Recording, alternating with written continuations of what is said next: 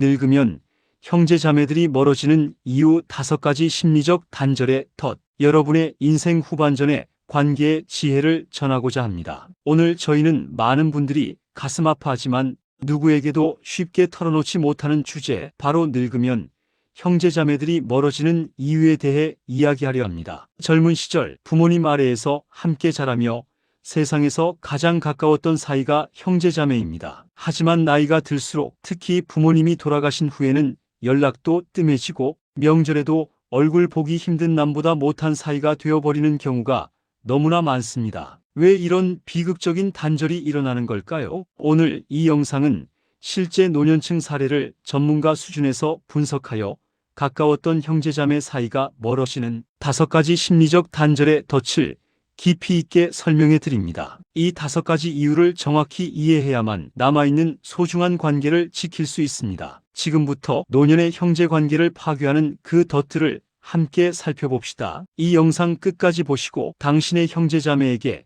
먼저 손을 내밀 용기를 얻으시길 바랍니다. 좋아요와 구독으로 저희의 진심을 응원해 주십시오. 제1단절, 경제적 격차가 낳는 자존심의 덫. 형제자매 간의 단절을 초래하는 가장 흔하고 강력한 요인은 바로 경제적 격차입니다. 단순히 돈이 있고 없음을 넘어 이 격차가 불러오는 자존심의 상처와 비교의식이 핵심입니다. 가까웠던 사이일수록 이 감정은 더욱 날카로워집니다. 1. 비교에서 오는 열등감과 우월감의 충돌. 형제 중 한쪽이 경제적으로 크게 성공하고 다른 한쪽이 어려움을 겪을 때 가난한 쪽은 스스로 관계를 끊는 선택을 하는 경우가 많습니다. 이는 도움을 받고 싶지 않다는 자존심보다는 성공한 형제 앞에서 나의 초라함을 보이고 싶지 않다는 열등감 때문입니다. 어려움을 겪는 형제는 성공한 형제의 사소한 질문이나 호의마저도 자신을 불쌍하게 여기는 동정으로 해석하며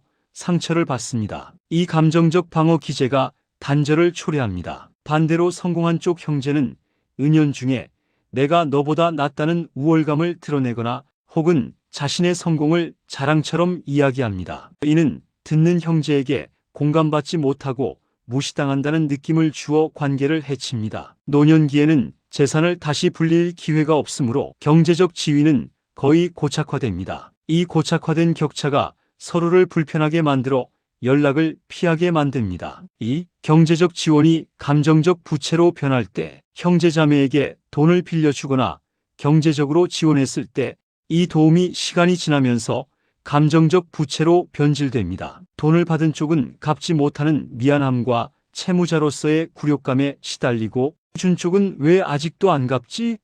라는 실망감을 갖게 됩니다. 60세 이후에는 형제자매에게 돈을 빌려주는 행위를 피해야 합니다. 정말 돕고 싶다면 받을 생각 없이 주는, 즉 증여의 형태로 제공해야만 관계를 유지할 수 있습니다. 돈과 감정을 명확히 분리하지 못하면 가까웠던 형제 사이가 가장 빠르게 단절됩니다. 제2단절, 부모의 부재가 낳는 구심점 상실. 형제자매를 묶어주는 가장 강력한 구심점은 바로 부모님입니다. 부모님이 돌아가신 후에는 형제 관계가 급격히 와해되는 경우가 많은데 이는 부모님과의 소통이 형제와의 소통 대리했기 때문입니다. 1. 소통 채널의 상실과 의무감의 소멸. 젊었을 때나 중년기에는 엄마 아빠 안부를 묻는 것이 곧 형제들과 연락하는 핑계이자 구실이었습니다. 부모님의 생신, 명절, 병문안 등이 형제들을 한자리에 모으는 의무적인 소통 채널이었습니다. 부모님이 돌아가시면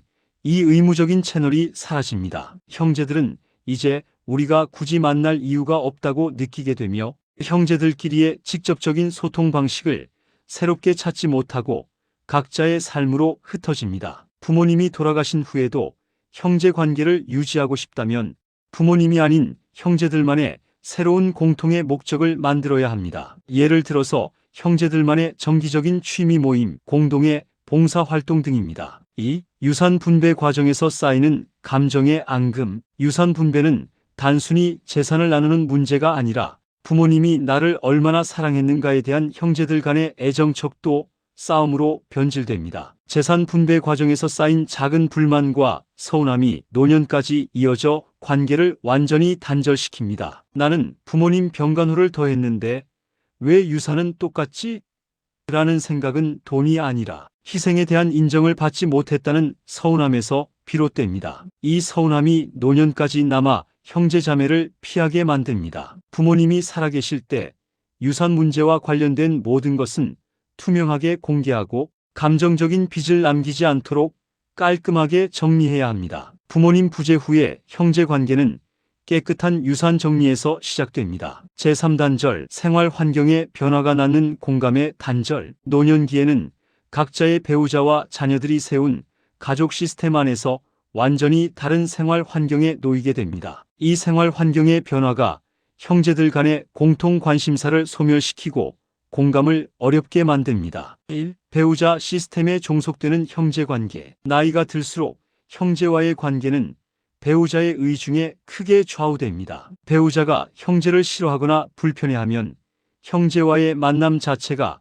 가정 내의 갈등 요인이 되어버립니다. 형제 관계를 유지하고 싶다면 형제들끼리만 만나는 시간을 의도적으로 확보해야 합니다. 배우자 동반 모임이 형제 관계 유지에 도움이 될 수도 있지만 배우자 간의 사소한 불편함이 오히려 형제 관계를 파괴하는 촉매제가 될 수도 있습니다. 형제들의 자녀가 처한 환경이 다르면에 한쪽은 자녀가 성공에 부유하고 다른 한쪽은 자녀 문제로 골치 아플 때 서로의 고통과 기쁨에 진심으로 공감하기 어려워집니다. 이 공감의 단절이 결국 만남을 피하게 만듭니다. 2. 지역적 거리와 삶의 주제의 괴리. 은퇴 후 형제들이 완전히 다른 지역 지방과 수도권, 심지어 해외로 흩어져 살게 되면서 물리적 거리가 멀어집니다. 60세 이후에는 운전이나 장거리 이동이 부담스러워져 만남의 비용이 급격히 증가합니다. 한 형제는 건강과 취미에 집중하고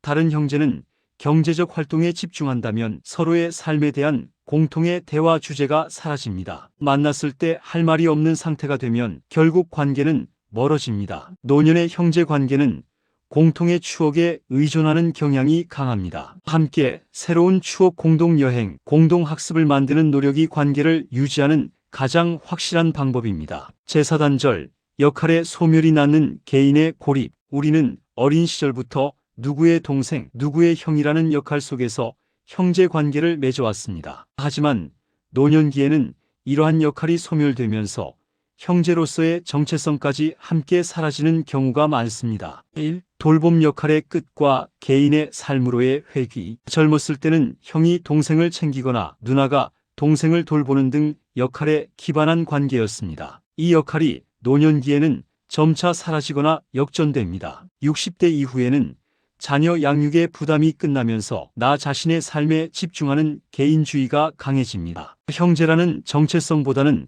은퇴한 나라는 정체성이 더 중요해지면서 형제는 내 삶에 불필요하다는 인식이 무의식적으로 자리 잡습니다. 형제는 나의 과거를 아는 사람입니다. 노년기에는 현재의 나를 기준으로 새로운 삶을 살고 싶은데 형제는 자꾸 나를 과거의 나로 규정하려 할 때 이 관계가 부담스러워집니다. 2. 건강 상태의 격차가 불러오는 정서적 거리. 형제 중 한 명이 심각한 질병에 걸려 환자가 되면 건강한 형제는 정서적 부담을 느끼게 됩니다. 병간호와 관련된 문제뿐만 아니라 나도 언젠가 저렇게 될 수 있다는 두려움 때문에 만남을 꺼리게 됩니다. 아픈 형제에게는 아픈 이야기 외에는 할 말이 없어지고 건강한 형제는 아픈 형제에게 자신의 즐거운 일상을 이야기하기 미안해집니다. 이 할 말 없음의 상태가 연락의 단절로 이어집니다. 아픈 형제에게는 도움을 주겠다는 의무감보다는 단순히 함께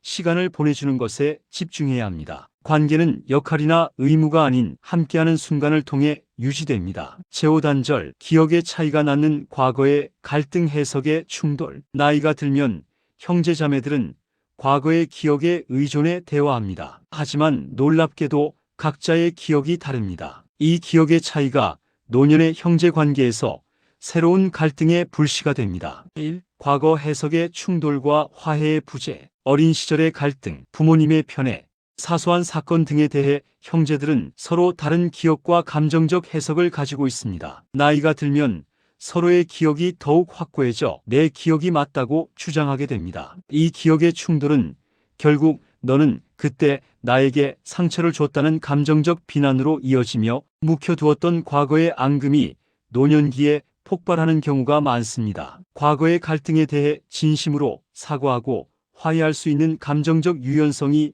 노년에는 떨어집니다. 한 번의 다툼이 평생의 단절로 이어질 가능성이 높습니다. 이 세대 간의 문화가 만든 소통 방식의 차이. 형제들은 서로에게 가장 편한 말대로는 막말이나 비난을 쉽게 합니다. 하지만 나이가 들어 감정이 예민해지면 이 거친 표현을 사랑이 아닌 진심으로 나를 무시한다고 받아들이게 됩니다. 형제와의 대화에서는 과거의 일은 내려놓고 현재 이야기에 집중하며 존중하는 언어를 사용하는 것이 중요합니다. 나이가 들어서는 서로를 대하는 방식이 곧 관계의 전부가 됩니다. 가족이라도 예의를 지켜야 합니다. 오늘 저희는 늙으면 형제 자매들이 멀어지는 5가지 심리적 단절의 덫을 자세히 살펴보았습니다. 경제적 격차, 부모의 부재, 생활 환경의 괴리, 역할의 소멸, 그리고 기억의 충돌. 이 모든 것이 우리의 소중한 관계를 파괴하는 주범입니다. 하지만 이 단절은 피할 수 없는 운명이 아닙니다. 이 5가지 이유를 명확히 아는 순간 우리는 먼저 용기를 내어 관계를 지킬 수 있습니다. 경제적 문제는 줄 때는 깔끔하게, 요구할 때는 단호하게. 부모 부재 후에는 형제들만의 새로운 공통 관심사를 만들고 배우자의 눈치를 인정하고 형제들만의 시간을 가지며 서로의 현재의 삶을 존중하고 과거의 기억은 사랑으로 덮어주는 지혜를 발휘하십시오. 인생 후반전 외롭지 않게 살기 위해서는 이 세상에서 당신의 가장 오래된 증인인 형제자매의 끈을 놓지 않아야 합니다. 먼저 연락하고 먼저 이해하며 먼저 다가설 수 있는 용기를 가지십시오. 좋아요와 구독으로 저희의 진심에 응답해 주시고 나는 이 5가지 중 어떤 것부터 극복하겠다 는 다짐을 댓글로 남겨주십시오. 여러분의 따뜻한 인생 후반전을 응원합니다. 감사합니다.